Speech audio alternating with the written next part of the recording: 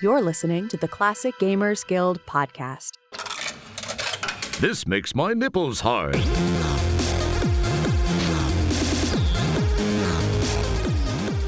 Hey there, friends. Today we have Tom Hardwidge from Tall Story Games joining us. Tom is the creative mind behind the adventure game Lucy Dreaming and the highly anticipated Hair of the Dog.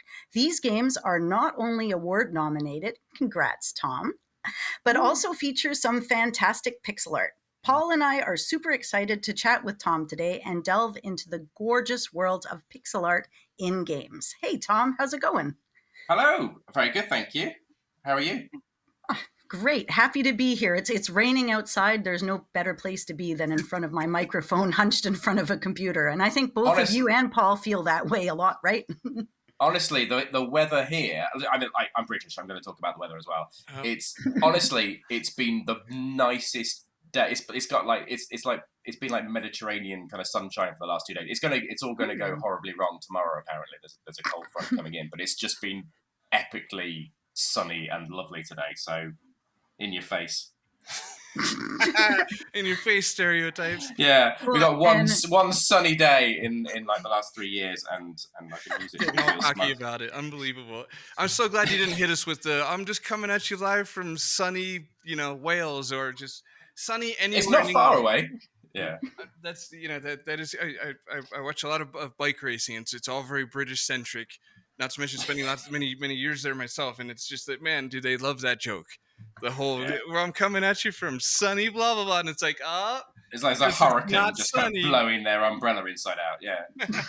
See, it's funny because it's not sunny. Is the entire? Oh, I get it now. I see what they're doing. That is clever. I'll use that.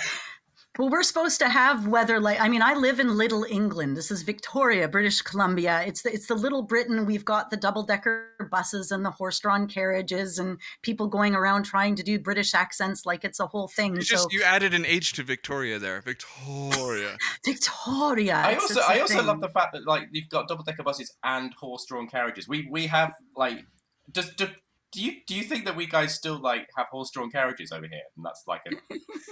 Am I shit? Is this like I've given away like Santa Claus? No, it's fine. Yeah, we still have them. It's fine. It's all good. Oh my gosh! Every third person is dressed like a beef eater. Is our? Yeah, absolutely. Yeah, we're all butlers. I mean, you do have adorably fancy taxi cabs still. You guys are really clinging on to that. What, the black cabs? Yeah. But then we kind of. That's what I'm speaking for an entire nation. I always quite like the fact that you've got the kind of the yellow cabs in the States and as well as when I've kind of been over to the States. It's like, ooh, it's the taxis like they have in Friends. I just found out yesterday that Seinfeld wasn't even filmed in New York. It was filmed in LA. They took some shots of New York and then made up the block to look like New York. But I'm just thinking about how many episodes that they're wearing jackets and all this heavy gear, but you can't see their breath. And I never could figure out why. And now I kind of get it. Oh, wow. Wow, that's a hell of an observation. It's a sham. Yeah. Total sham. I wonder what else Hollywood's lying about. No, they wouldn't. Apparently all those Marvel movies made up. Who knew? Oh, a lot of them were filmed right here too. None of it. What? You can't even be that's crazy. No, here they film a bunch of the Marvel stuff right here at our they do farm it. You were right the first time. They are definitely farming it. Oh my God. Yeah, even Deadpool, and the X-Men home and all that was filmed just 15 minutes away from my house. They have peacocks roaming the lands and all that. It's quite fancy. I love how Canadians are always calling attention to themselves. Like, hey, Mike Myers, you're welcome. Yeah. Jim Carrey. I mean, isn't he Canadian? We have a few. Yeah. Bryan Adams. Yeah. she's I actually went to go and see Bryan Adams in concert 2 weeks ago. 2 weeks ago? What? Yeah. No. What year is this, man? You're not trying to get away with it. I think he's only got about sort of 6 hours left in him, so they kind of freeze him between gigs and then just kind of thaw him out, and he comes in you can hear his knees cracking, and then they put him back in the big box again and kind of ship him up. Wow. Now he's singing about the summer of 2029, and it's just the whole world is confusing. He can't even remember it. Yeah. Did anybody there get wasted and yell, "Do Robin Hood"? No, it was surprising. I was when that, because he kind of did. I was expecting that to come on as an encore, and he kind of did it halfway through the gig, and there was you could see the sort of, there was a bit of a split. There was kind of different kind. You've got the sort of the double denim kind of. There were a lot of kind of older people there. You know, it was a sitting down kind of affair as well. They brought around, like, you know, cups of tea and scones right halfway through, and it was they didn't really, but they should have done. That would have been awesome. But there was kind of mixed reaction. So some people were like, yeah, this, you know, I liked Bryan Adams before this, and then there are other people who are just like, yeah, this is what I came for. Right. So It's got to be hard when you're an artist, because it's like, this is a song you've sang 1,000 times and you're 1,000,000 times and you're tired of it. But the ones that stuck through and stood up on stage and sang the same damn song that made them famous in 1982 are the ones that are still rocking now. Yeah, the worst thing is going to see like a band or an artist that you really liked kind of when you were younger, and they've got a new album out, and you go there and the entire set is their new album, and by the end of it, everyone's just there just like, fuck off. It's like, no one wants to hear this. Play the old ones. Exactly, please. Enter Sandman. Come on, do Enter Sandman. Yeah, exactly. Yeah, Bryan Adams wouldn't do that. We No. did that. He wasn't. What's wrong with him? Yeah. So okay, let's jump into. I want to have a talk with you guys about pixel art games, because it's interesting to me that both of you are making games in the traditional style. So like I have two people in the modern age that are saying, hey, I'm not going to work in Unity, or I'm not going to do all this 3D stuff. I'm going to do something that starts with a basic square, and I'm going to turn it into something timeless. And to me, this is absolutely fascinating of a choice, because of course I'm giddy. I'm in the happiest time of my life. I'm in the middle of the resurgence of an art form that I have appreciated my whole life, and that for a while there I thought was dead. You guys, I thought it was dying. I did. I was so We're sad. keeping it alive.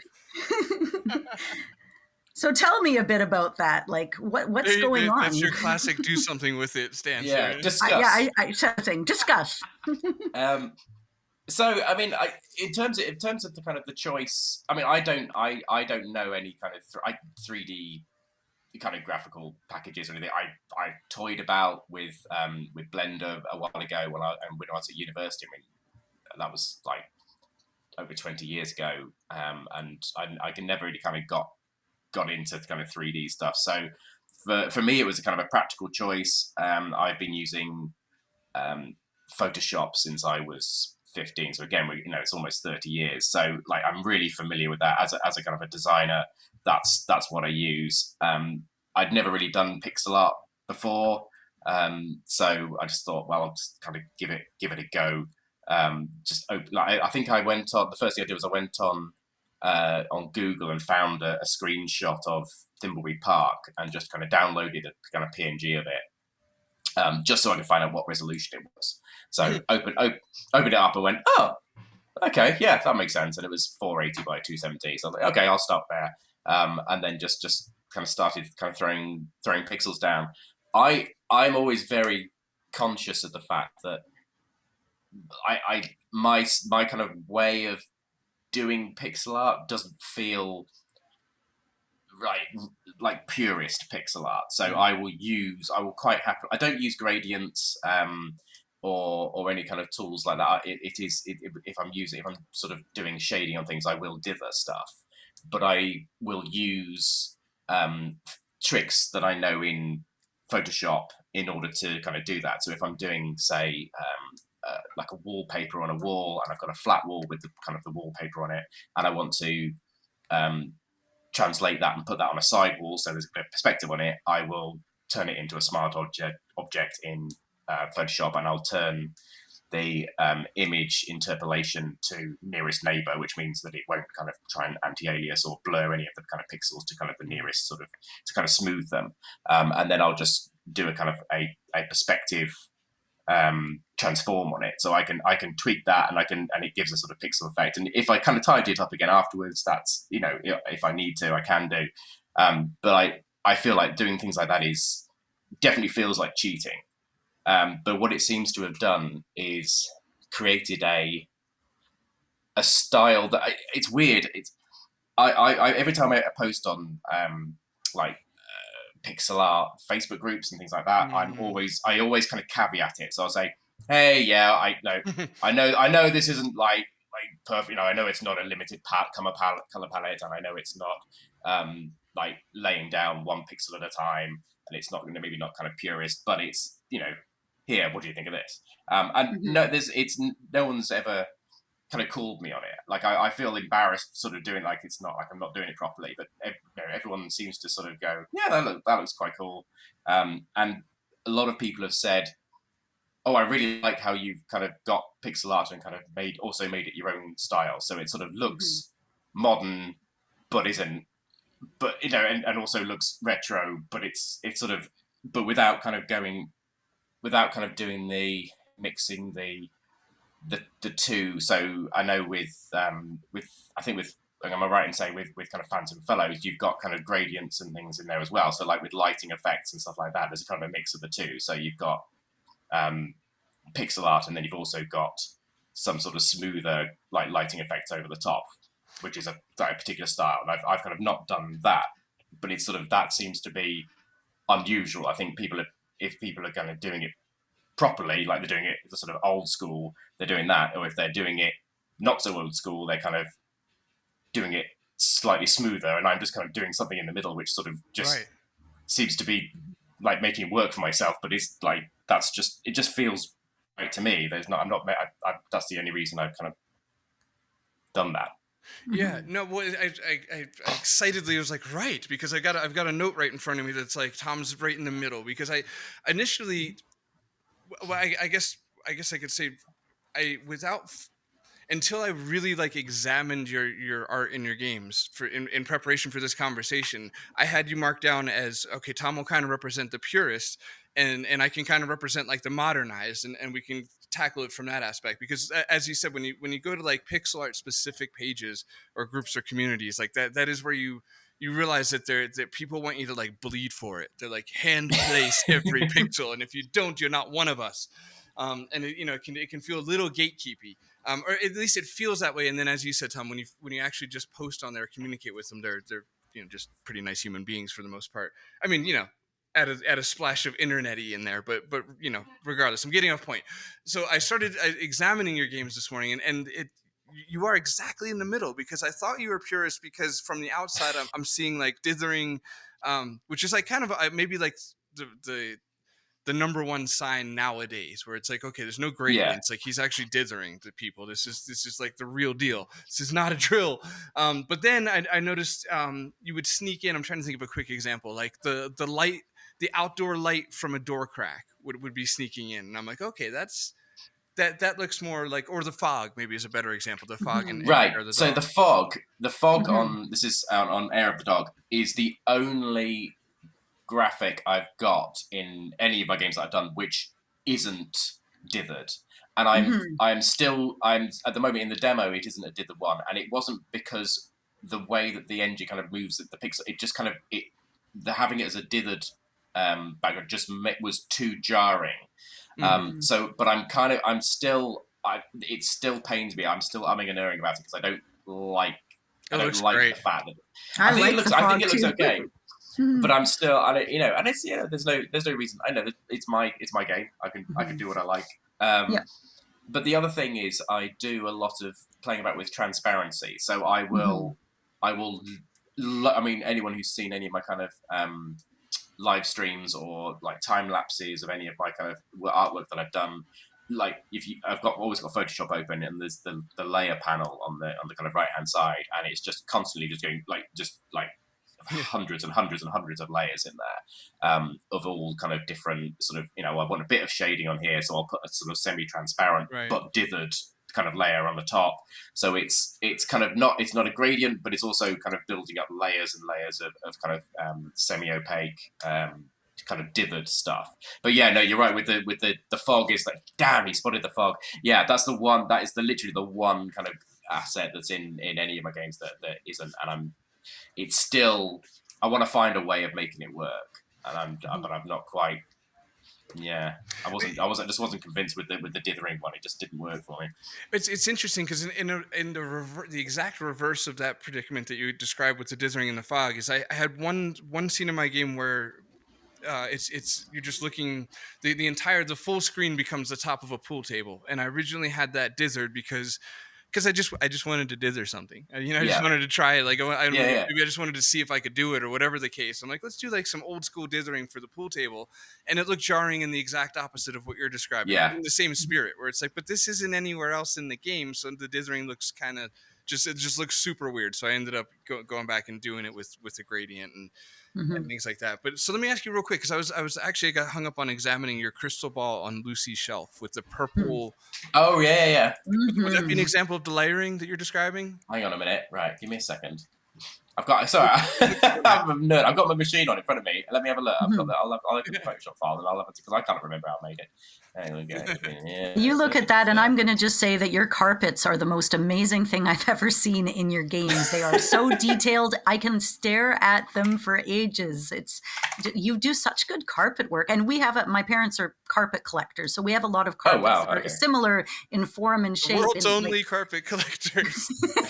It's a thing, man. You do carpets good. You do know your carpets. Right, let's have a look. Right, I've got to open up now. I've opened up one called lamp. That's the wrong lamp. There's too many bloody lamps. Oh, plasma ball. Here we go. Right, no, that one. Oh, let's have a look. So yeah, you've got the pinky kind of purple bit and the black base. That's all flat, and that I think I just did sort of 3 or 4 kind of concentric circles, kind of going from pink on the outside to kind of purple in the middle, and then it's like a pink sort of cross in the middle. And then I drew 4 kind of frames of animation for the lightning, and that's a mixture of, let's have a look, I think, so maybe like a 80% transparency and then maybe a 50% transparency. There's two kind of so it kind of starts off white in the middle and then gets sort of, it's more faded towards the edge. But that's just white, but in just kind of different sort of transparency on the edge, kind of just make the lightning kind of fade out a little bit. But yeah, that's without looking at the file, I wouldn't have been able to tell you that's how I did it. I'm impressed you found the file so fast. There's got to be so many assets. I'm very organized. What are you doing input wise? Like just might as well get to kind of, for anybody listening who does like PixArt or wants to dabble in it or anything like that. How are you technically doing it? Like with a Wacom tablet into Photoshop directly? Just a mouse. So I just use a mouse. Oh my god, you monster! I know. Well, it's quite. Every time I do a live stream, I'll have if new people kind of pop in and like, hey, I've just seen your artwork and blah blah blah, and chat, and then there's kind of I'll just carry on doing it, and then there'll be like a silence for a bit, and then after a while, there's like, are you using a mouse? Because they can just hear the clicking and they can see the artwork and they can't really see what I'm doing. It's like, yeah. So yeah, I've got a really really cheap Dell mouse that I've had for years. So I just use that. So yeah, but that's what I'm, again, that's what I've always, that's the tool of my trade. So that's what I've always used. I do have, so when I'm doing non-pixel art stuff, I've got a Huion tablet kind of screen that I can use, and I've got. Oh, is that how you say that, Huion? Okay, I've only ever read that. That's how I got it as a recommendation from a YouTuber, who that's how he pronounced it. So, but he's Australian, so I don't know. And then I've got an old kind of Wacom tablet, like a kind of A6 size, got a Wacom tablet as well. But I've got the Huion. I don't really use that as much. But then I use that more for artwork that I'm gonna do, like kind of digital sort of painting or airbrushing type art rather than pixel art. So is there a reason that you don't use the tablet for pixel art, or you just... I just never have. I probably should. There are lots of things that I should do, but also I'm 44, just in life and in general. I'm just not going to. There are so many things I wish I'd done, and I'm never going to, and I've just come to terms with that. So there is absolutely no reason other than that I'm a creature of habit, and I'm lazy about learning new things. It's not even learning new things. I know how to use it, but I just yeah. Well, that's a brilliant idea. Why don't I do that? I'll save myself loads of time. I might have a go at some point, but it's just never. I've got to plug it in, and then, like, my mouse is already there. That's a faff, isn't it? Multi-step process. Yeah. Yeah, Exactly. No, I just want to sit down, open up Photoshop, and it's just I might as well just. By the time I've got the QE on out, and I've plugged it all in, I've got my little glove on, and I'm doing, then and all that. Right. Man, that's funny. And I've The glove is the deal breaker. That's fair. Yeah, exactly. And it gets delivered to me by a horse and carriage by my butler. True. And he brings it over, and it's until by that point I could have drawn whatever I'm planning to draw anyway. So I just want to add that all of your meals are served to you with a metal dome over them as well. Yeah, absolutely. You've got to have a cloche. Yeah. Oh my God, he knows the name. Thank Is you. that the name? Is your horse-drawn carriages named like ours is? Ours are called the Tally-Ho. That's the name of the company. The Tally. You gonna go catch Tally-Ho? Amazing. Well, Tally-Ho. That's not really a horse and carriage thing. That's more of a fox hunting thing. Is it? Oh, funny. You see, we don't even know what we're doing over here. We're just trying, huh? Have you tried hunting foxes with a horse and carriage? Because they can hear you coming. To be fair, with like bright red jackets shouting Tally-Ho and blowing a trumpet, they can kind of hear you coming as well. It's sort of like, it does give the game away. Just a little bit. Just a little bit. Guys are oddly recalcitrant with the red jackets. They've really holding on to those. I mean, they just keep giving you away. Maybe they're trying to look like a fox. Like, I look like a fox. They'll think I'm just another fox with a trumpet. Hundreds of years, still doesn't work. No. I'm not, but I just said I do not condone fox hunting in any way. I'm not. This is or the wearing of red jackets. Yeah. Yeah, exactly. Or trumpets. I hate trumpets. No, not unless it's in an adventure game. Then it's it's funny. Yeah. Sorry. Are you out there? I know the last time you were on the show, you said you hadn't really played a lot in the way of adventure games. Are there any games you've been playing, or are you in, like, I can hear from talking to you that you're really like, this is my game. I'm going to do it how I want. I appreciate suggestions, but in the end, this is what I'm going to do, and it's mine. So are you avoiding looking at other people's work, or are you looking at it for influence? I'm not. I'm not avoiding it. I'm just. So I'd not really. So last time I would have said, like, I hadn't really played any kind of adventure games really since the 90s. I did play a few of the Telltale games. Well, so there was the obviously Tales from Monkey Island, Back to the Future, Sam and Max as well. They were all kind of 3D ones, and I did kind of work my way through a few of those. But apart from that, I hadn't really played any video games really since I was a teenager. So I hadn't really played any, and then I started making games, and then when you start making games, if you're sort of doing it obsessively like I was, you don't really have time to play anything. So I've played a couple of games. I've played the Will of Arthur Flabbington, which is by Guga Games, and that's just brilliant. I just the puzzle design in that, that's pixel art, and that's just an absolutely fantastic game. I also did the voiceover for the main protagonist in that, but when playing the game, you'd think that would kind of give me an advantage. Like I know all the stuff. It's like I had no idea what the hell was going on, and I just didn't. I couldn't remember any of the lines I'd recorded. But that was a really good game. Other than that, I've played a few game jams because they're short. I've played a few demos because they're short, but I don't feel like I've really got the time to kind of invest in like playing a really kind of full length adventure game. now, so I've not really just purely just down to, and if you ask any other kind of devs, they'll say the same thing. It's like, yeah, I don't have time to actually play games. Yeah. So it's a sort of double-edged sword in that sort of sense. I've got a question that's, well, I'm gonna say things at you, and then maybe maybe remember to end it with a question, because I almost feel like I should say the question first in case I forget it. But let's just roll the dice. Let's see what happens. Okay, see what happens. All right. So the whole notion of this episode came about because, well, one, because I had a very faint memory from our last sit down together that you were an artist first. Let's say that you went to university for art, and I was like, all right, let's maybe look at pixel art, and then it kind of furthered that thought to just this odd notion that pixel art is still popular. So my little thought is, I feel like pixel art, well, it was obviously a result of technical limitations, and so on paper you would think that as technology improved, the pixel art probably should have died. And it just won't. It still won't. It's I guess thriving now, arguably as best as it ever has. And I think it's almost two part, because one, you have like a bunch of 30 to 30 plus developers like ourselves who are possibly making pixel art because of our fondness for it and nostalgia for it and things like this. But then you also have like a bunch of young generations, younger devs choosing pixel art, possibly in part just because they're standing on the shoulders of giants, where like Mario and Sonic and Guybrush and just all the greats were pixel art, let's say. So they're continuing it for their own reasons, whether nostalgia is even involved in that or not, I guess is what I'm saying. So long story short, pixel art just, it keeps surviving. It keeps I don't know, evolution.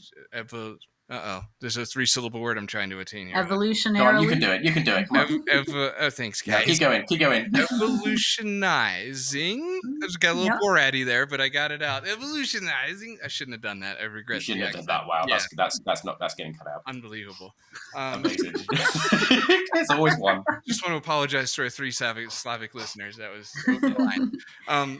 So I guess that there's my neat statement that was mostly just me trying to say one word. But also the question I promised is, oh yeah, oh dude, it's happening. We're connecting the circle. I got cocky. What was the question? Right. Why did you choose pixel art? Yeah. So I grew up playing pixel art games in the kind of late 80s and 90s.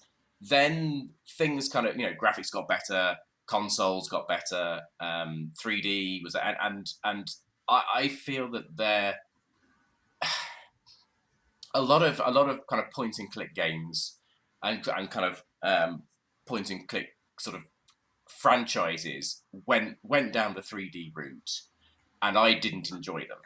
I just like when Escape from Monkey Island came out, and I'm sort of sure some of it's down to kind of it has its flaws, but I just didn't enjoy the 3D aspect of it. It didn't feel right. I liked to be able to see a whole scene, and I like hidden object games. I like puzzle. I like spot the difference puzzles. I like a sort of visual thing I can look at and go, what's going on here? Yeah. And I didn't like the fact that you had to kind of move around and you could only see things from certain angles, and you had to kind of, and it's just, it didn't feel like the same sort of game for me. So when I wanted to make a point and click game, there was no way I would make it any other way than a kind of a 2D game. Mm-hmm. And pixel art just, I didn't even think about it. It just, that was what I wanted to make. I didn't, and I thought, I'll make it pixel art because that's what I want it to look like. Mm-hmm. So that's what I'll do. And it never really kind of occurred to me to do it any other way, weirdly. It's strangely now it has. So right. I'm working on another pixel art game at the moment, but I have plans for future games where I'm not going to necessarily use pixel art. I might end up kind of going, I'll just default and go back to using pixel art again. My mouse is already plugged in, or I might try and do something different. I think also it's like you were saying, it just kind of won't die, and it kind of keeps sort of coming up. It's a bit, for me, pixel art doesn't feel like a style so much as it feels like a tool. So it's a bit like saying like paint doesn't die out. It gives a very specific look for a thing. You know, it's like you can draw with pencil, you can draw with charcoal, you can draw with paint, you can draw with squares, and it's like potato prints. You know what I mean? It's a stylistic thing. That's a great comparison. It's funny because squares almost sound smuggled in that scenario. Like, yeah, charcoal, paint, acrylic, squares. Like, wait, what? Got squares, man. Got some squares. Yeah, exactly. I got a whole pencil case full of square case. But yeah, that's a bit like kind of vector style stuff. I don't know. It just, for me, it just feels like it's a yeah, it is a style, isn't it? Right. Well, is it? Yeah, it could be like. Yeah, you're right. Now I'm talking out my ass. Is it a marketing choice too, though? I think like people want pixel art games. I mean, if you're looking at it from even a financial standpoint, I mean, I'm not saying all AAA games are, but there's a lot of pixel art games that are doing really well out there right now. Yeah, I think it's something that also it's really useful for avoiding uncanny valley, it's because that's a great point. It's never trying to be realism. It's like some of the it's like, okay, when you saw the first Toy Story film, you go, oh, you're blown away, but my God, do the human beings look horrible. Right. And then when Pixar kind of, the first couple of films, they were like they were desperate. They were absolutely desperate to get these human beings looking right and looking as good as all the the hardwood floors and the bouncing balls did, and they just wouldn't. And as soon as Pixar kind of embraced the fact that actually, you know what, they make cartoons and doing them as cartoon characters was going to look a hell of a lot better because you're not trying to do, something that's hyper real. All of a sudden, it was much more comfortable to watch. And with pixel art, you don't have to worry too much. Even if you're trying to do a, Leisure Suit Larry style close up of a person, talking to you and trying to sort of look vaguely realistic. It's a stylized thing. It's like a vector art or something like that. It's not trying to look hyper real. So I think it's a nice way of being able to kind of get away with quite naive graphics sometimes, and still looking good, and people then just concentrate on the game. They concentrate on the story.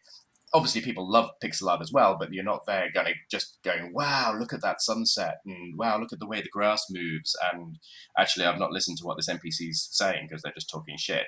And it's not. You're not necessarily just. I mean, yeah, I'm underplaying kind of some like how good some pixel artists are. Some pixel artists are amazing, and their work looks incredible. I've got away with doing some really dodgy artwork, some really dodgy animations in Lucy Dreaming. There are some animations in there that are just comically bad.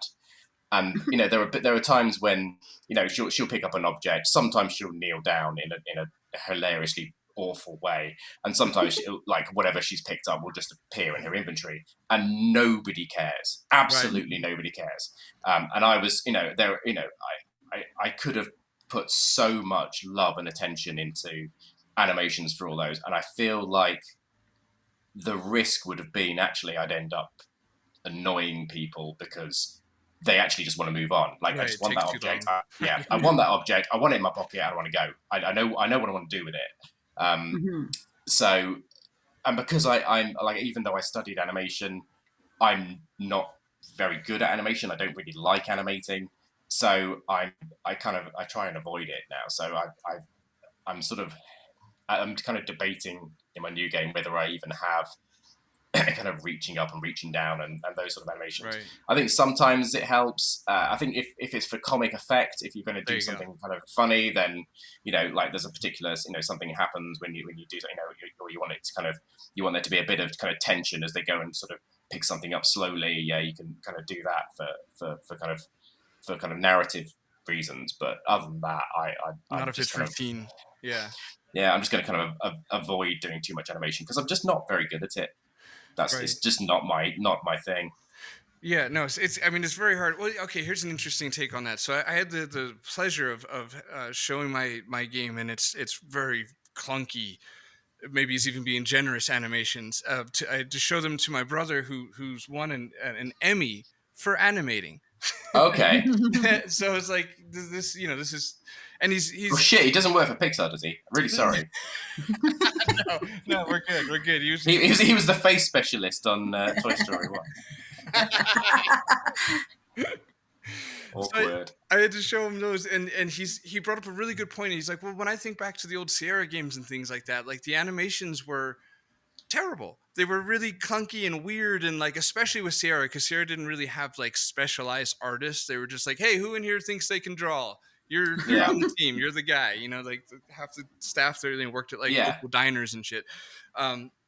So it's you can not that it's you can get away with almost leaning on that, where it's just like, oh, this is the tradition. You see, point and click games have always had clunky, not charming animations. There you go. Charming would be the lipstick on a pig kind of way to put it, where it's like, this is charming, because it harkens back to that. But you bring up a really good point about how well, actually, sorry. Let me back up one more step and say, from what I'm deriving from what you were describing there, Tom, is that Pixar is perhaps like one of the reasons it's endured. Perhaps is that it's like the least gatekeepy of the art forms. If you want to like break into making a game, as you described with like avoiding uncanny valleys and things like that, like it is perhaps the easiest entry point artistically. Yeah, I think so. I think. I mean, I know. I mean, there are again on the kind of pixel art Facebook groups. There are newbies. There are people who are saying you come there for advice. People who are just starting their journey. But it's so there are a range of different. Not everyone is an artist. So not everyone is straight out of the bat. So off the bat. So I have done illustration in different forms. In my I've sat and drawn cartoons and done kind of professional illustration stuff for years. So I know how to set a scene and choose colors and do and that sort of thing. So that's kind of stuff that you build on with experience.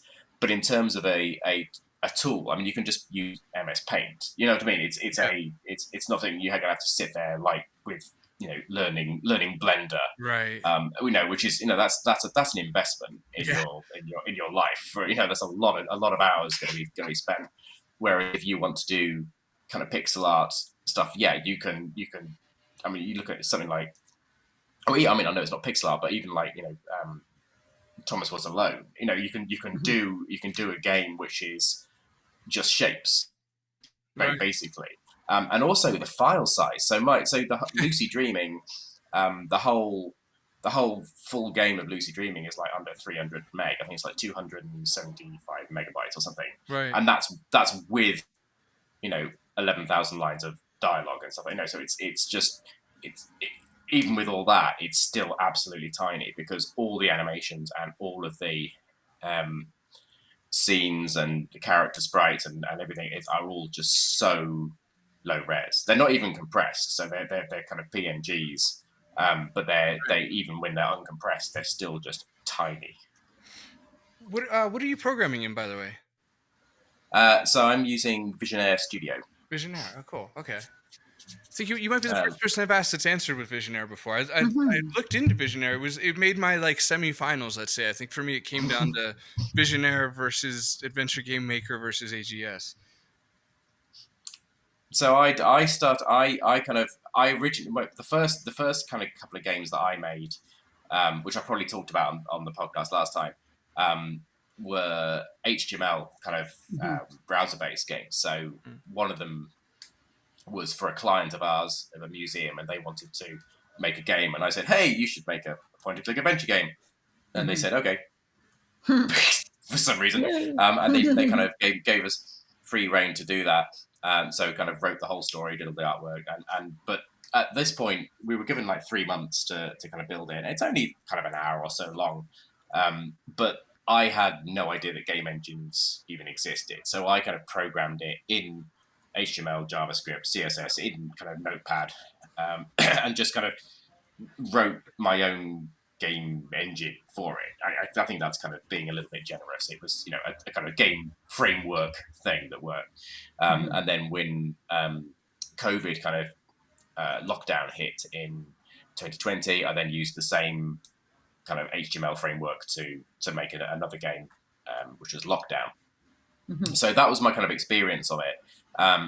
Then it was only after I kind of released, or kind of, I say released, kind of announced on Twitter that I made a game called Lockdown, and it was picked up by a couple of streamers who were doing, there was an adventure game jam had ended like the week before, and they were like, oh, is this one of the entries in that? I was like, what? I have no idea what that is. But they said, oh, well, I'll tell you what, we'll add it to our stream anyway. So I was like, okay, so I'll watch their stream. And in the chat were loads of other devs. It's like, holy shit, these are like other...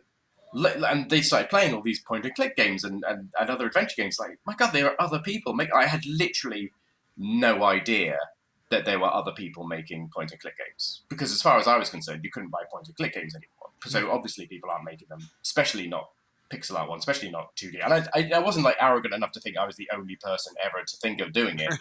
But it hadn't occurred to me that there would be such a vast community of people who've been doing it for years. So in the chat, they're sort of saying, hey, what game engine do you use? I'm like, oh, I just kind of programmed it in JavaScript.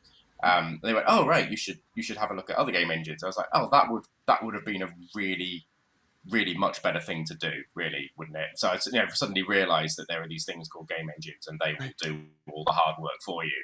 And it's like that would have just saved months and months and months of of kind of coding. So I had a look at based on their recommendation. I think I went on Google, and some of them had said, right, have a look at AGS. So I kind of downloaded that and had a play with that, and did the usual kind of, oh, right, I'll stick a few kind of sprites in it, and I'll get an inventory set up and a couple of scenes and work out exits and picking stuff up and okay, yeah, did that. And then did a Google search, I think, for kind of point and click game engine, and Visionaire came up. So I thought, well, I'll download the free trial of that. And when I used that, it felt to me, it felt much slicker, and it also, everything that was in there, all the kind of different variables and functionality that was in there it mirrored what I'd already programmed in my HTML version. So when I was looking for something, and I'd say, well, if I was programming it, that would be as kind of a scene variable or a character variable or a dialogue variable. And then I'd kind of look in the engine, I'd look in the API, and I go, oh, there it is. And that's sort of, it was kind of laid out, and the kind of back end of it sort of was formatted in a way that I kind of understood intuitively. I mean, it's obviously a million times more powerful and more flexible than what I created, but it felt intuitive to me. Right. Okay. So an interesting point. My brain's like, do we want to head down that road? Because I got something to say there, of course, or go back to this one thought I haven't let go of yet, but might have just forgotten. Oh no. Okay. I got it. Okay. A few minutes ago, I thought it was interesting that the overall theme, I guess, of the that part of the conversation was like how pixel art started as a I don't know. It's something that probably on paper shouldn't have lasted the time that it has. And then you would come to an interesting point where you were like, I think it's more of a tool. And then you kind of surrender to the fact that I guess it's a style.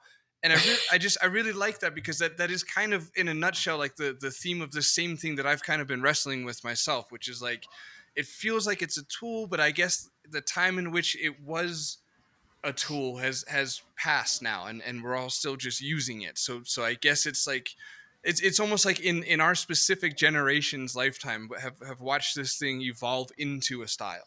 And it really didn't start that way. I'm not even sure it was ever supposed to be a style, but like here we are. So anyway. I think it's just kind of an accidental thing. That's, I think it can be beautiful in its kind of simplicity as well. And I think that's it's I don't know where I was going with that. No, that's you know what? That sounded like it was going to be really profound as well. Didn't it? It's like, no, I got nothing. No, it is art. I mean, there's now artists that are out there on the internet that are not even making games, and you see their pixel art and you're like, wow, what game is that from? It's like nowhere, but you want to put the print up on your wall. And I feel that way about some of the scenes from your game, Paula, and your game, Tom. It's this is beautiful. This is art. I want to put it up on my wall and I want to stare at it outside of the context of it being a game at all. And I think that's a bit of the enduring timelessness, is it's beautiful. I think that's something. So I'm kind of looking at the wall behind me, and I've got an E-Boy print on my wall, which is I don't know if you know, it's an E-Boy, but when I first came across E-Boy's work, and he's a, I say he, I assume it's a he, is a pixel artist who drew kind of relatively simple characters, but also did city scenes. So did one for like Berlin and London and Venice. And I've got the kind of Venice one on my wall, and it's something I love about it. It's kind of it's vibrant, and it's like having a kind of a real life video game still kind of it's like it's very evocative about it. Though it wasn't from a video game, it feels like that. And with other kind of graphic styles, they don't necessarily have that. So if you have a kind of cartoon style, it could have been from a video game, or a 3D rendered style, it could have been from a video game, but it also could have been from a film or a cartoon, whereas pixel art kind of solely, it sort of lives in video game and video games sort of adjacent kind of communities, and so I kind of, I like the way I can kind of look at that, and it feels like I could click on stuff on the picture, right? And I quite like that. That's a very good point. That it is almost exclusive, I guess you could say, or the connotations that are exclusive to that of a video game. I've got a coffee table book here. Just reaching for it so I can actually say the artist's name. It's called Point and Click, and it's by Andrew Scaife, or Scaife, Scaife. And it's just a bunch of scenes from popular movies and shows translated to a kind of LucasArts style pixel art scene. And I say LucasArts because most of them, if not all of them, all of them have like a 9 verbs thing, in an inventory at the bottom. But it covers everything from like Inglourious Bastards to Superbad to Star. That's really cool. I wonder if that was if the author had the same thing that I'm sure most of us had growing up.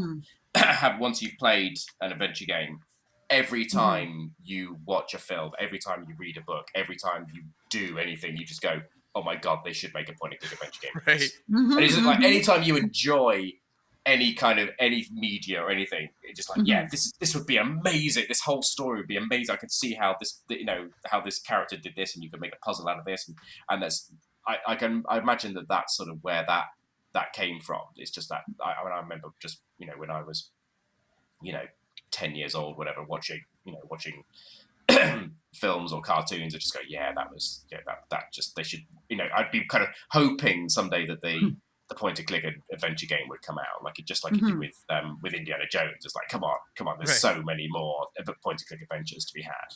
Yeah, you start imagining what the inventory items would be and what you'd collect in that room, and exactly. And the different ways, like, hey, in the show you only see one way, and if it's made into a game, you can see 3 or 4 different things that might happen here, and it expands the storyline so much on top of that. Yeah, exactly. Using the kind of incidental stuff that's in the background. So when if it's Back to the Future, you'll get, which obviously they had done point and click games now, but you look at the addition, the initial scene where there's all the clocks and the kind of the kind of Heath Robinson style kind of thing, kind of making his breakfast and feeding the dog. It's like, well, this is all stuff you could interact with and you could pick up and you could use, and you want to, it gives you a way of interacting with a story. I mean, obviously this is just video games in general, but the idea of being able to interact with the story and affect it in some ways, it's magical. And I just, as soon as I got a taste for it, as a child, it's like, I want everything to be. I want to get in there, and I want to kind of manipulate whatever's in this story and kind of be a part of it. Right. Yeah. This gives you that feeling of like a day in the life of or something. I was always fascinated with that notion of like being able to spend a day in the life of blank. And I don't know, first example oddly that comes to mind is like the Beavis and Butthead game. Yeah. Was just like, oh, dude, like I want to walk around whatever that town was called. I'm blanking on that, but yeah, just to have the ability to like explore that world, and yeah, that does blur the line too, where adventure games, at least as a kid, felt like massive open worlds to me in a sense. Yeah. You felt like you were traveling around this, gigantic, land. And oh man, imagine a Ren and Stimpy computer game, adventure game where you could switch between Ren and Stimpy to accomplish everything in it. That would be like pretty cool. Oh my god, that'd just be insane. All the close-ups and everything, right? Yeah. Well, how about when you guys are like buying a game, or even, I mean, that's like a kind of railroad or oddly specific, but just when you're getting excited about a new game that's coming out, or potentially buying a game, or thinking about playing one, where does pixel art play a role in that at all?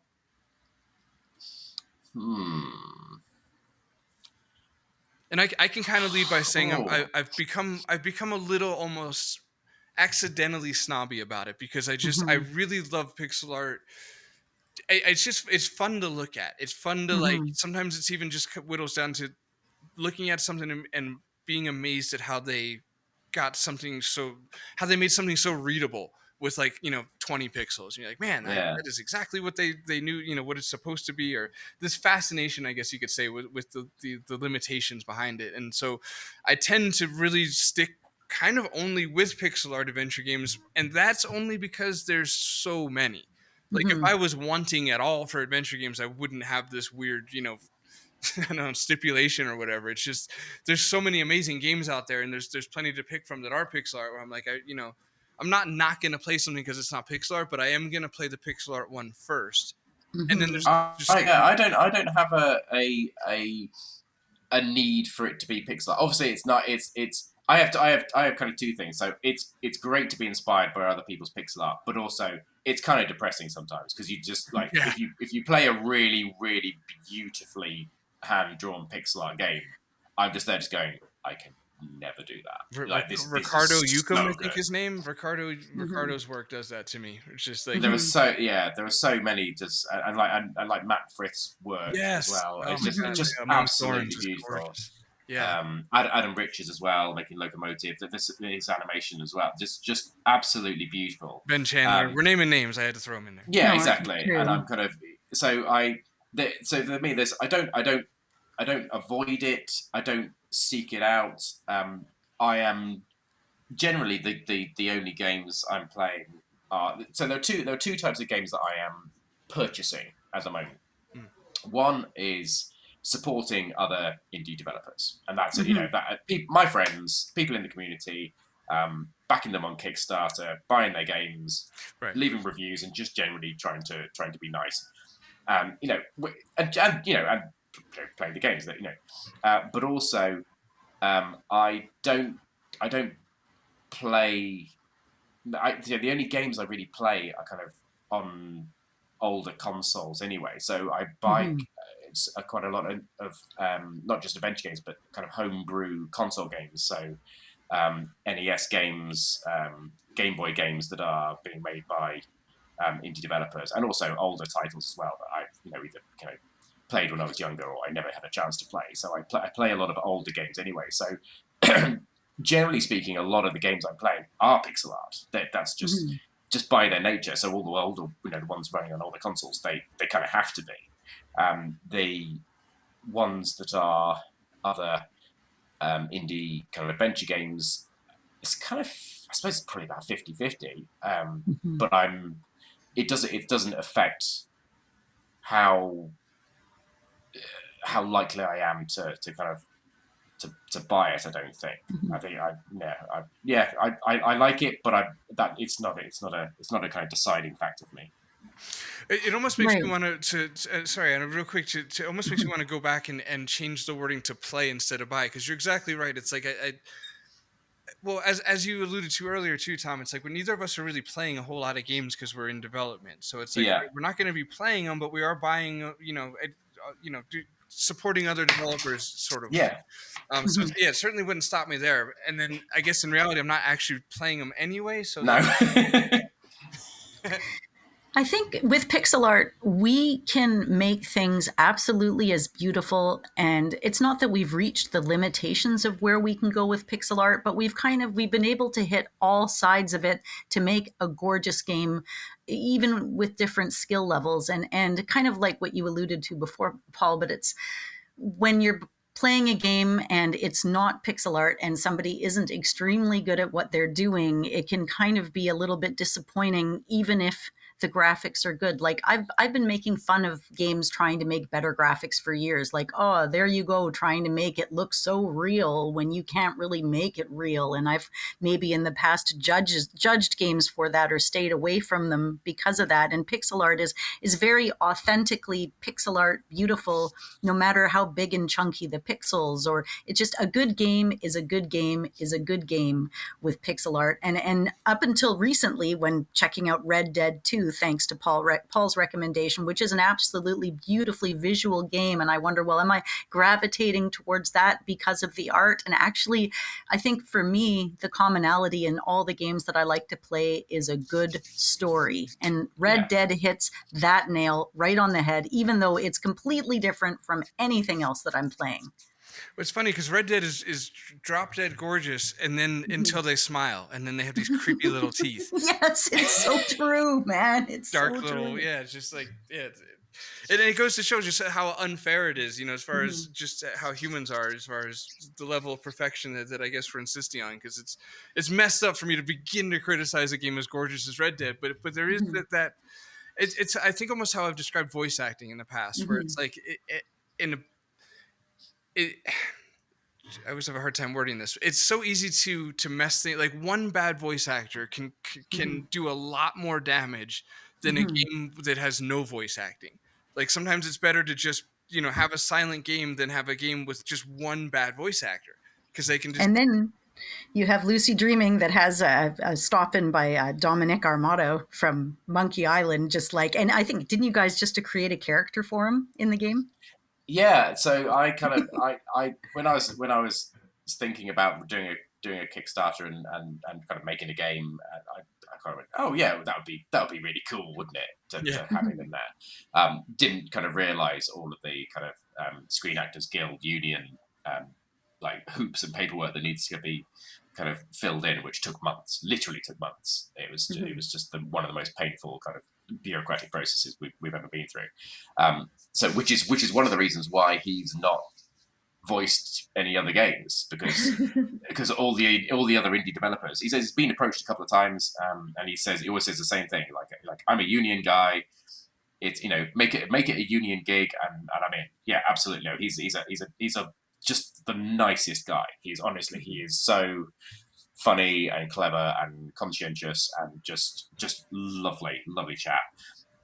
But he's a member of the union, and his rule has always been it's got to be sanctioned by the union. So you've got to kind of run the project by them and give them all and there's certain kind of things you have to do in terms of the payment and social security payments and pension contributions and all this sort of stuff that all has to kind of be kind of included in your kind of in your paperwork.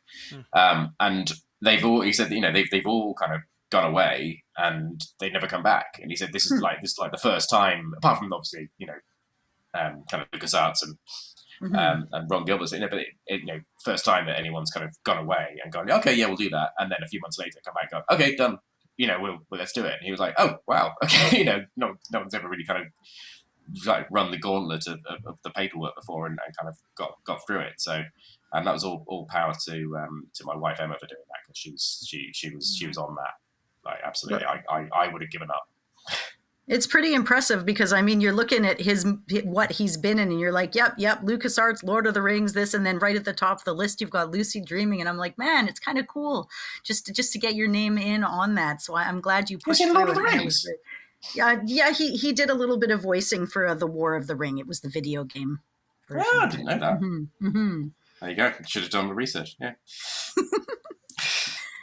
But yeah, no, it was like, and yeah. So in terms of writing a character for him, so obviously Lucy Dreaming it's set in Britain. It's kind of quintessentially British. It's like it's kind of small town kind of Britain on a plate.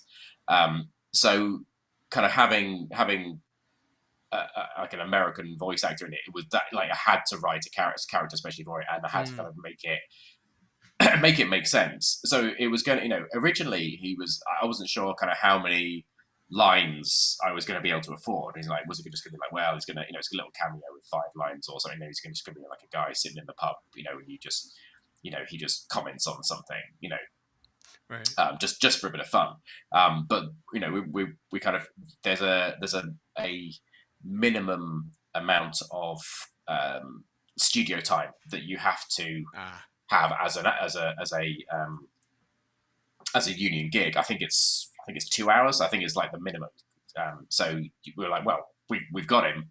Let's let's get what we can. So yeah, wrote a kind of a character, and I really wanted to. I kind of follow him as a dining critic, a food critic that he's that on kind of Instagram and yeah, I mean, he used to be on Twitter. He's on kind of Mastodon now, and on Facebook and stuff. And I've always kind of I've loved sort of reading his kind of stuff about the food and things. So for me, it was really nice to kind of be able to say, well, actually, the character I'll write, I'll kind of make it a bit of a nod to kind of what he's doing now. Right. So the character in the game is a kind of dining critic as well. So, and a few people have on kind of Facebook and things have sort of gone like, I don't get it. Why would you kind of have this, go to the trouble of having a voice actor and not have him like being a pirate? It's like, what?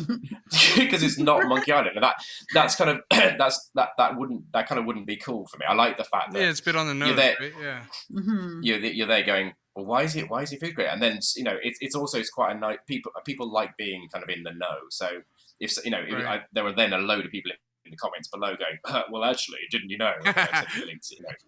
And I think people kind of like that. It's like, oh, and then also it's like it's just an interesting thing, and it sort of partially kind of helps to sort of support what he's doing now and say, look, this is what he's doing now, and that's cool. Yeah. So. Yeah, I love that so much. There's so many elements, things I've like snuck into my own game under the fantasy of dreaming that people will be like, is that true? And then having to look it up to be like, it was true. Like, I love that so much that and to give them that creeping suspicion, like, this is oddly specific. Like, is Dominic actually a food critic? And then, to come to find out, like, and that's such a good payoff. Mm-hmm. Now I've got lots of opportunities for that sort of thing. So my new games are kind of set in kind of Victorian London, and like doing research into kind of Victoria. I mean, the Victorians were just. I mean, there's so much there. They were just they were messed up. There's so much stuff that they did and invented and wanted to invent and tried out, and it's like this. If I want, I could basically make a list, and I have got a list of kind of just hundreds and hundreds of different, just strange words that they used, and phrases and things that I can just get. Like I can just fill scenes with just loads of just kind of stuff, and like, what's this? Oh, it's an automatic girdle straightener or something. Like, it's like for no, just kind of, and then people kind of look and go, is that a thing? And you go, well, no, but it wasn't, but it did this, and also I can also play with the idea of inventions that were yet to come but hadn't quite been invented yet, or were sort of they were almost there but they hadn't quite got it, so they a bit like you sometimes had in kind of Monkey Island things as well. You'd have kind of something that was like an alternative to what would be like a modern day kind of invention or something. Right. So it's so I'm kind of, I've got a huge document full of just loads of stuff. So I'm whenever I get to a point where I go, right, insert joke here, or I need an object to go in this scene, or I need to fill this shot with random crap. What am I going to put in there? And I can just go and go, yeah, here's a wealth of different weird things, and they can all be genuine as well, which is nice. That's brilliant. That was my summer last year, literally. My game is 7 days, and day 5 the ghosts are Victorian, and just I had this giant document of slang, because the slang is so much fun. It's just so bonkers, all of it. Just collecting collecting all the slang alone, and then hearing, really just down the same rabbit hole you were in, where like researching what they would do for fun and finding out that they would go like just look at a dead body for a while. They'd be like, they brought the Harrington girl in, she died this afternoon, and people would, because they didn't have CSI or whatever. Like, yeah. Oh, cool. You'll just go and check it out. Yeah, like we have Yeah. nothing going on. All right, let's just looking at a dead body is my whole month of May. It's the thing all the kids just get on their penny farthings and just racing over like in Stranger Things. Exactly. Like, go and see the dead body. Exactly. It made for interesting conversations. Paul would be messaging me with the randomest things. And of course, he's making me run to Google, and I'm not even playing the game at the time, right? So it's a good, I love that idea of like Chinatown Detective Agency, which is another absolutely beautiful kind of pixel art game, did a lot of that, where it's like, I'm going to send you off into the real world. You're going to go on over to Google, and you're going to figure this stuff out. Then you're going to come back to the game with new knowledge, and you're going to figure out how to proceed. And I thought that was so cool. That is cool. Yeah. And it's like, so I always love the connections to the real world. So like when you used to get kind of boxed games with stuff that you could go, you'd have like physical objects from the game, which is one of the reasons why I wanted to do kind of Kickstarter as well, because it allows you to kind of do some of those kind of physical rewards. So I've got like the bar mats from the pub and things like that kind of made. Which are quite cool, and also created a website. So the kind of the town that Lucy lives in is called Figgington, and that's just a made up town. But if you there's like a little poster on the shop in the town centre which says like, for all the latest parish council news, go to figgington.co.uk. And I've created that, so that's a website you can go to. Beautiful. There's a bit of kind of extra kind of lore. Love I think there's some ASCII art in the source code, and there's like an old kind of 90s style guest book you can sign, and just loads of really kind of bad like animated GIFs and things like that. It looks like it's like the websites I used to make when I was like 15, and I thought proper really like good. GeoCities vibe. Yeah, exactly. Yeah. Angel Fire and all that. Yeah, that's so cool. Yeah, no, that's the good stuff. Well, this is great. You've gotten me super excited to get the word out there. I played Lucy Dreaming. I played the demo of Hair of the Dog, and I mean, it's got this lovely but slightly darker, gritty London city undertones with the various things that you're flirting with to go through potions. Love the nighttime shift too, by the way. Yeah. I'm running out of windows to say things, but yeah, the day-night shift in Hair of the Dog is awesome.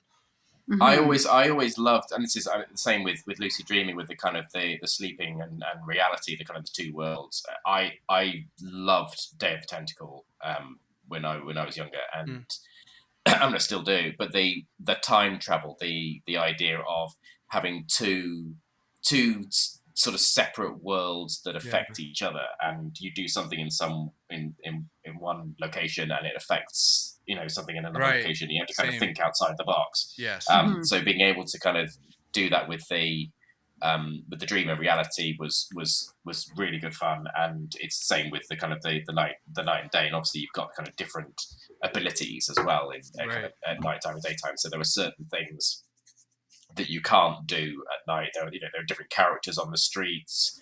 You can't talk to people, but you have more strength and you can sniff things. So you can kind of sniff out clues and you can track stuff, and then you can kind of go back to daytime, and then you're in kind of different locations. So there's different ways of kind of getting around kind of London and finding things and finding clues and stuff. And it's coming up with the puzzles for those is always like really good fun as well. Right. I imagine they come I imagine they come quite naturally. But when you've laid the foundation for yourself ahead of time, like past Tom set it up to where you've got the Jackal High dynamic, the day-night mechanic, and then all of a sudden things just kind of opportunities more present themselves. Like, hey, you could just right here, like here's your puzzle. It kind of stares you in the eyes, and I always feel like those are always the best puzzles. They're always like the more intuitive, and they the ones that are. I'm not sure you can tell when they're natural, but you can tell when they're not.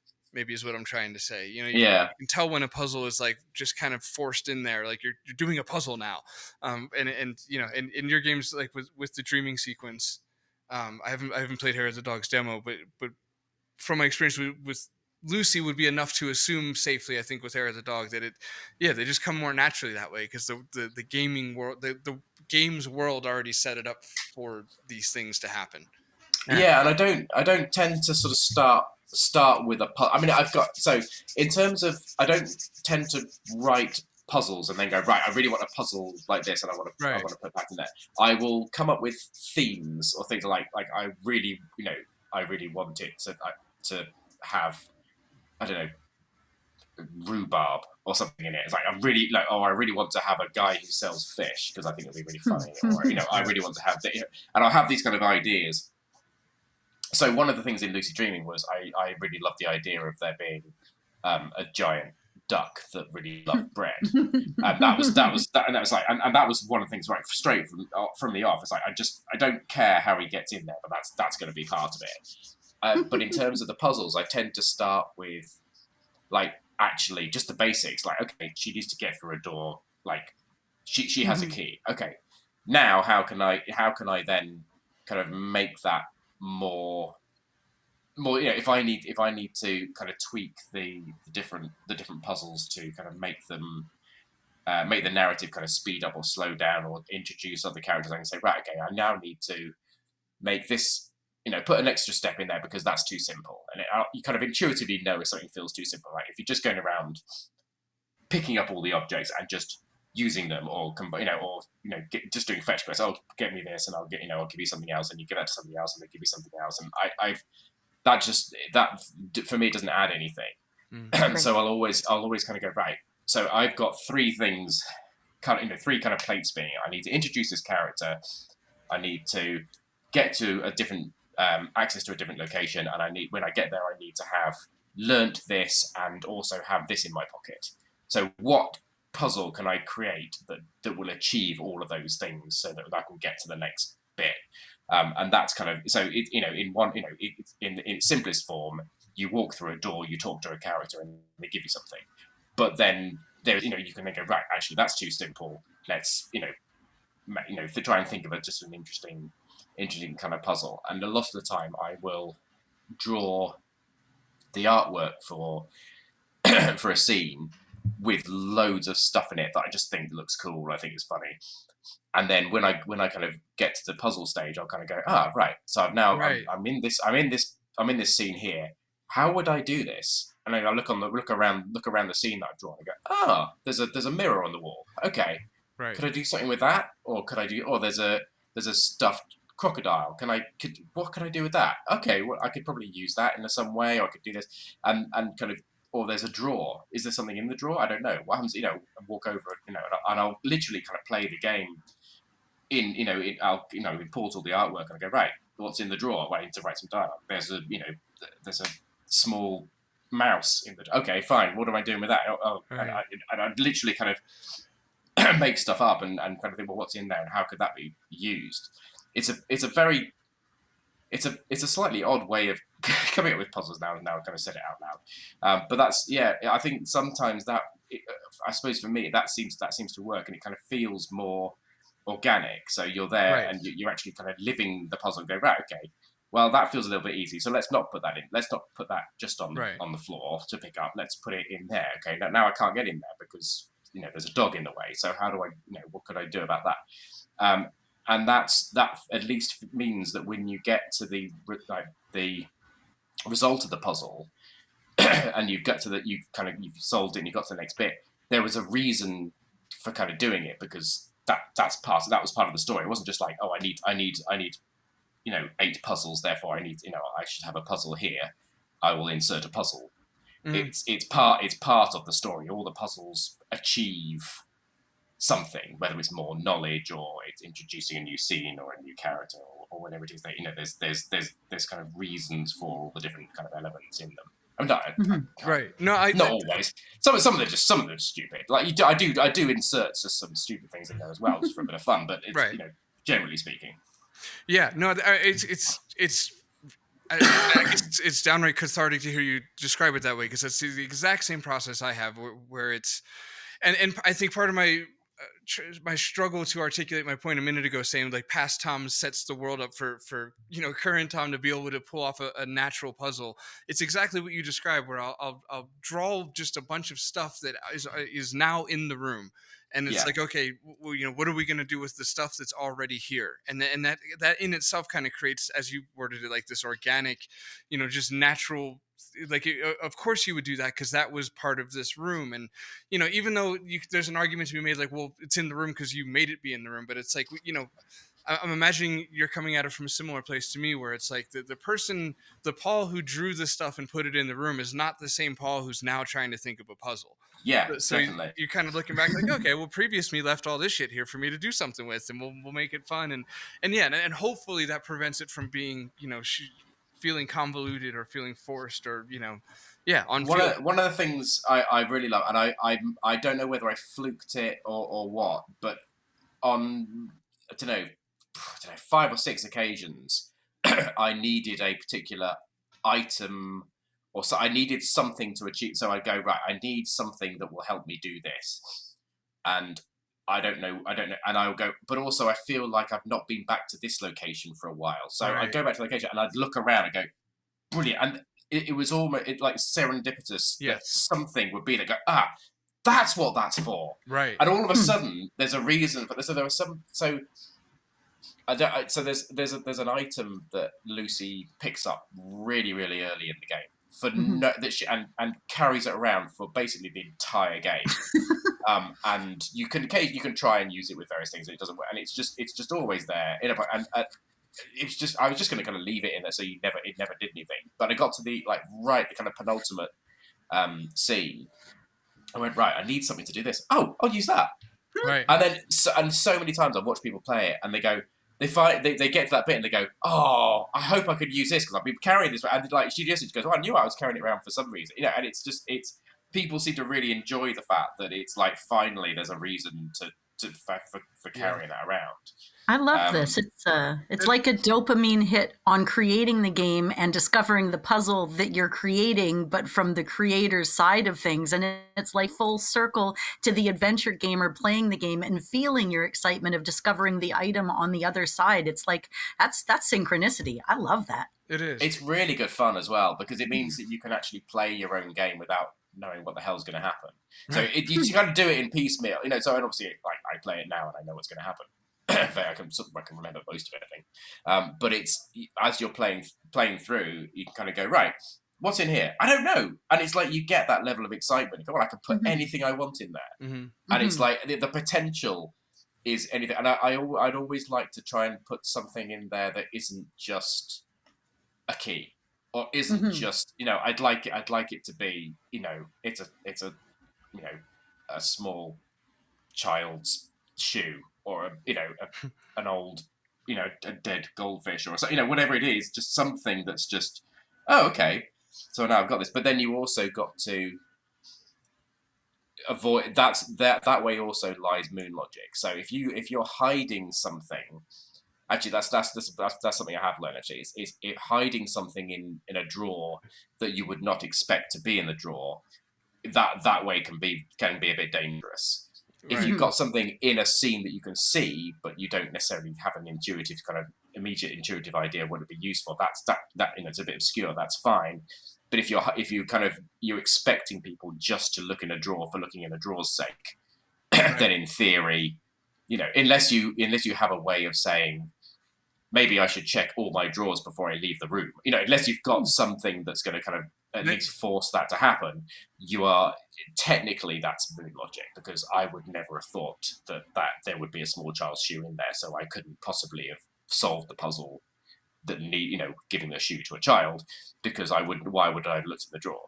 Unless the child says, why can't you find my shoe? And you go, well, I better not leave the room until I find the shoe. And then you go, right, okay, I know this is an exploration kind of thing. Right, but exactly. And my game is not without those moments, but I do consider each one of those moments a loss, where it's like, damn it, like you're on the back foot if you're having to signal to the player, like, hey, we should stick around. Definitely. Like every time I've done that, I'm like, okay, next time we're gonna do better than this. Like I hate having to signal, because it means I probably didn't think something through as well as I could have.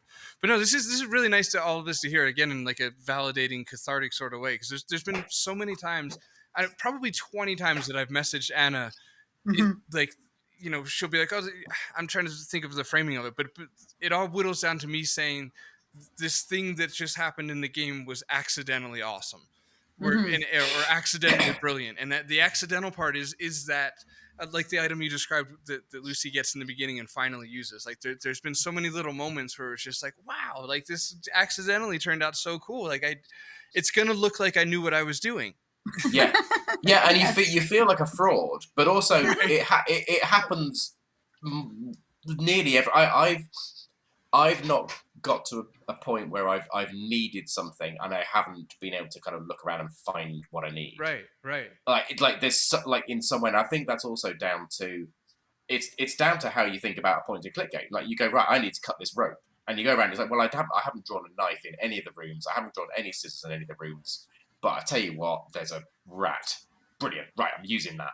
Right. I knew there was a rat hole there, so I know I now need to go get some cheese and get a rat, and then get the rat to gnaw through the rope or whatever it is, and that's it. And I think it's very easy to kind of to not give yourself the credit for that, and actually that's down to because you're not just going to go. Hang on a minute, oh damn, I've got to this point where there's a treasure chest and I can't get in it, and you go, well, I don't know, I wonder about. Oh yeah, that's why I put that key on the table. Right. It's not going to be that obvious, but you're going to be able to, because you're there trying to solve the problem, like a point and click adventure fan.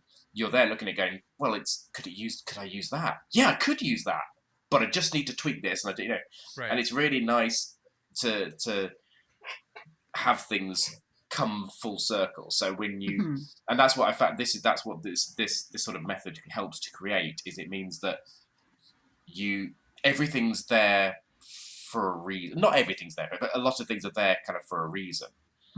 So you'll so many things I'd kind of drawn in there or I'd added in there, and then assuming they were just there for the sake of a joke or just to fill a bit of wall space or whatever, and being able to kind of reintroduce them back into the story in a kind of meaningful way. It feels really neat and really tidy and really, really satisfying, and I think players feel that as well. They do. I think it's synchronicity. It's almost like safeguarded against moon logic in a sense, because it's like instead of inventing a solution, you're finding one in the room. Right, where it's like it's just it's much, again, I keep coming back to the word natural. Unfortunately, I'm trying to expand beyond that, but on the plus side, it has this organic feeling where it's like I don't have to invent a solution now. I can just look around the room and I guess what I'm trying to say is that draws upon like rational conclusions, where it's like, hey, using your rat with the rope example, which is like, hey, this would be a thing, especially in adventure games.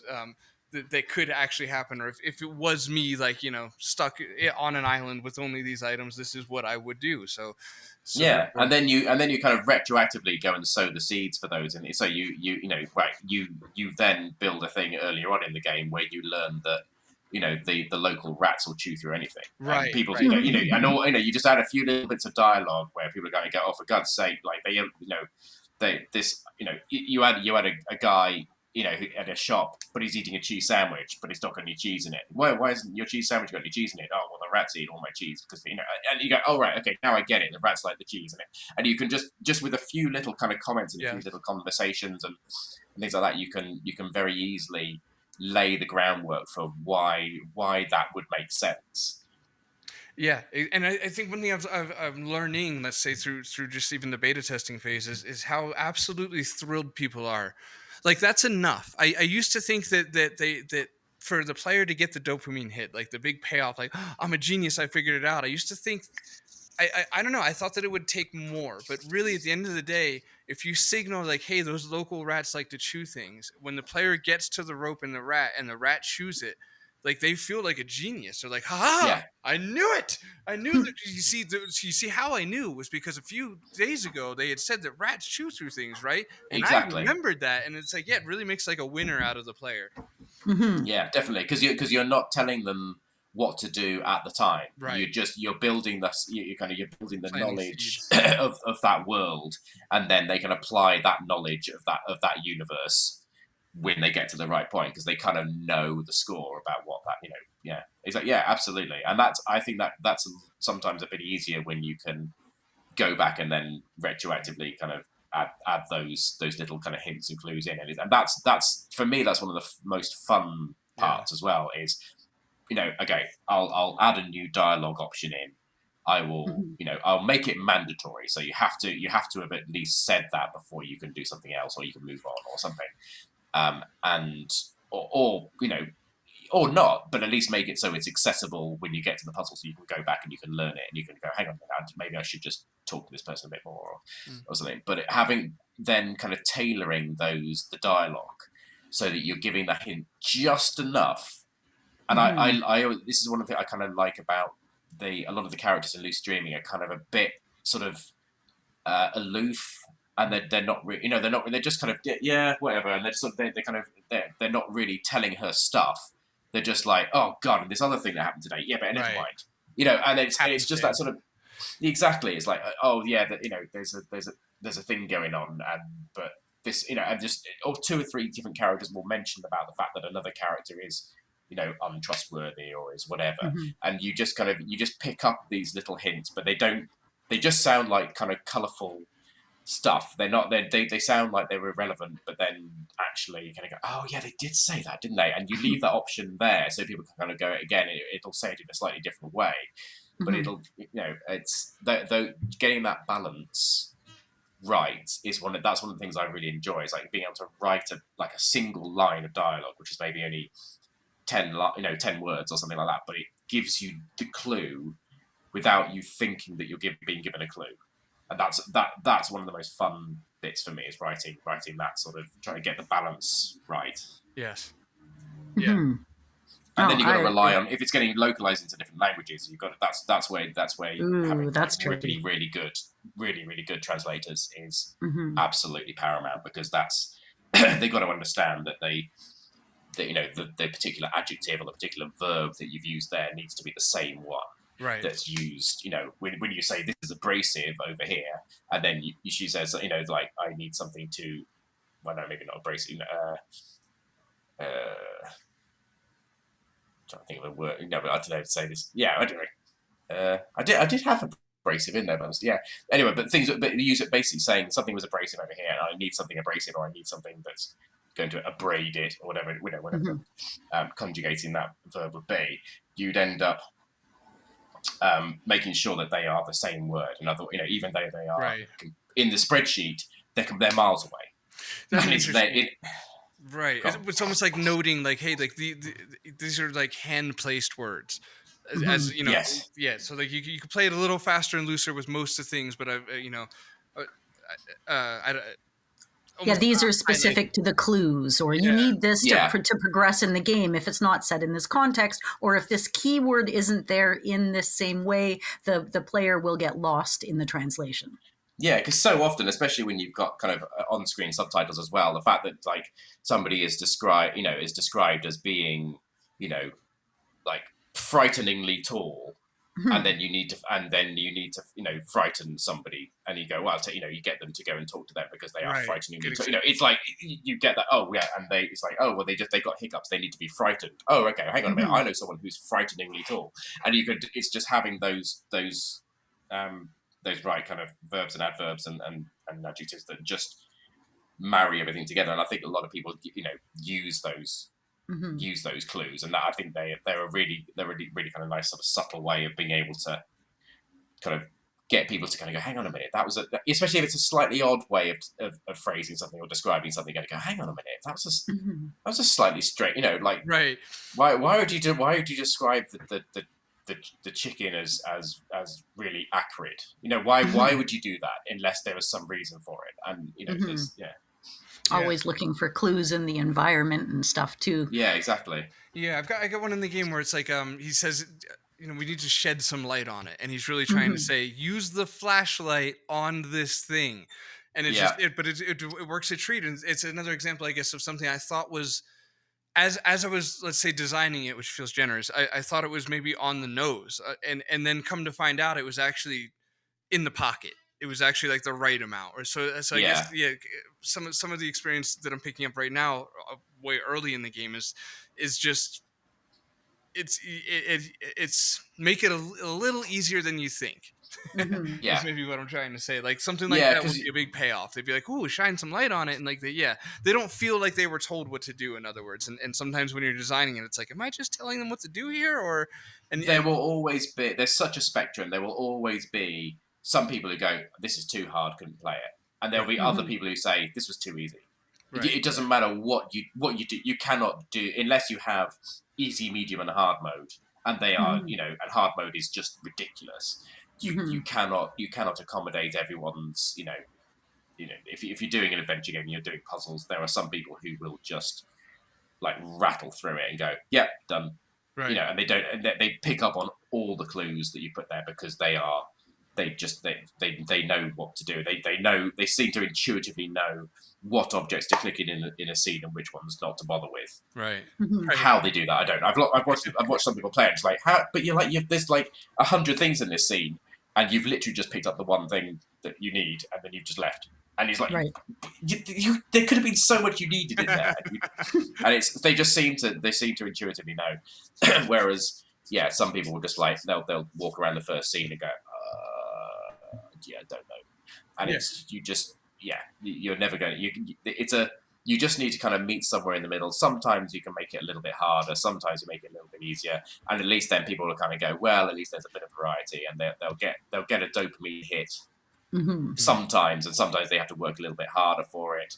And also, I always quite liked having, this is what was something that was quite nice about having the dream and reality worlds, is that I Mhm. had multiple sort of puzzles running along at the same time. So rather than kind of just being a linear, I mean, it is a fairly linear, story, but it's like you wouldn't necessarily go, well, I have to solve this bit before I can get to the next bit, and then I have to solve that before I get to the next bit. There will be 4 or 5 things that you have to, and in order to get to the next bit, you have to have all of those bits in place. Mhm. But you don't necessarily. You can go right. Well, let me just dive into a dream right now and see what I can do in there. Okay, I'm getting a bit stuck. Well, let me come back into the real world and see if anything.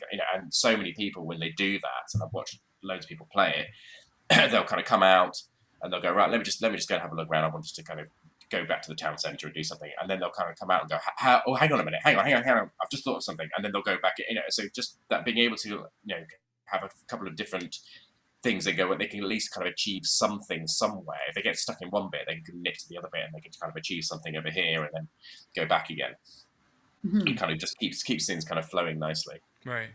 Right. Exactly. Now, before we start to wrap things up, gosh, this is a fun conversation, though. I just want to announce, and then I'm going to get you to tell me all of the places we can get your stuff and everything else we need to know about what you're doing. But I want to say that Tom and Paul will both be on a Pixel panel together at the Adventure Game Fanfare in Tacoma in July. If you like this kind of banter, and I'm sure having a good time here, you're going to have to check it out because they're going to be talking about pixel art games and sort of dive a little bit deeper into the subjects that we've touched on today. So I'm super excited for this.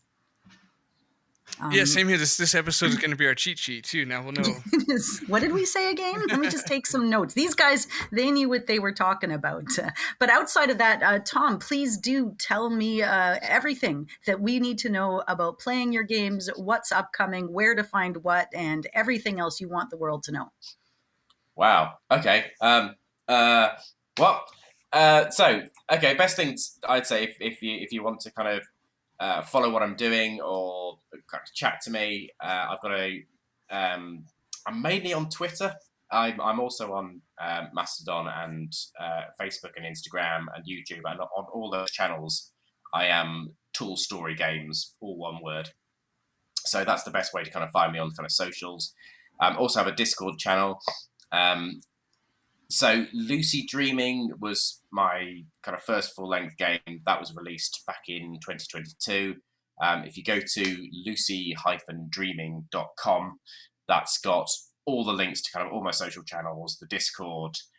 You can kind of there's still links to kind of download the game and the demo, watch the trailers and all that sort of stuff on all the different platforms. It's on Steam, on GOG.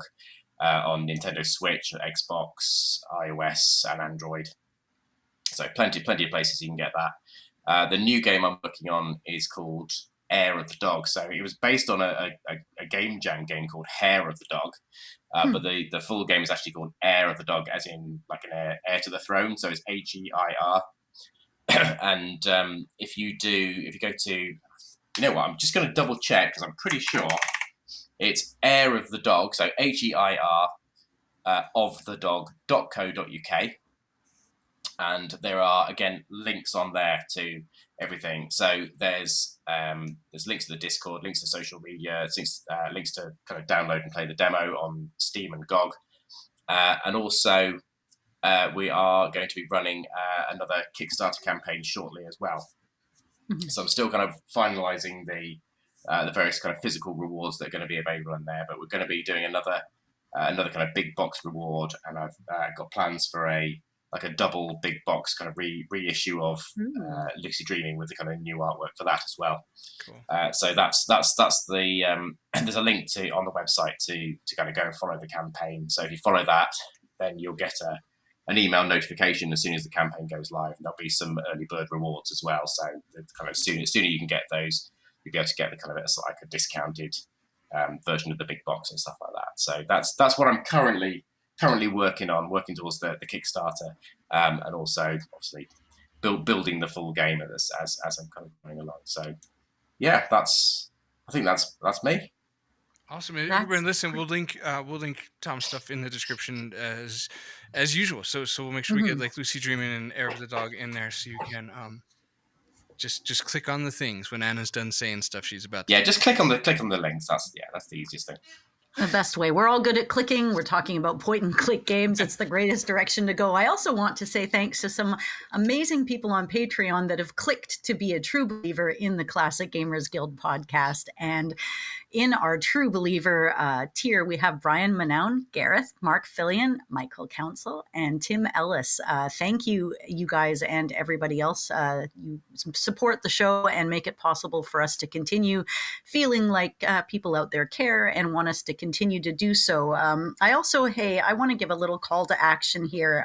We miss a ton of you. Since we lost Google Podcasts as a platform, we've lost about 25% of our automatic downloads. And I know you guys are still finding us out there and you're downloading, but it would mean a ton if you were enjoying the show, because you're still here, this far into the show, you must like it. So if you want to subscribe on whatever platform it is you're listening to, tell your friends, retweet our tweets, share the love, and just click things, put in reviews, and just boost us back up there again, because it's hard when you end up losing a whole platform. So let's find a new place for us all to kind of congregate and talk to each other in this virtual land.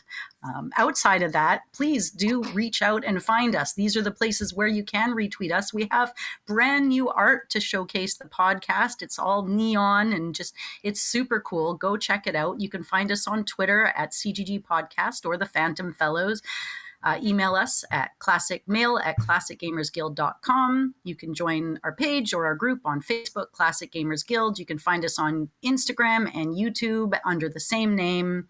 Those are all the places you can find us and all of the cool podcast places. So go out there and show some love. We appreciate all of you. And then don't do a murder.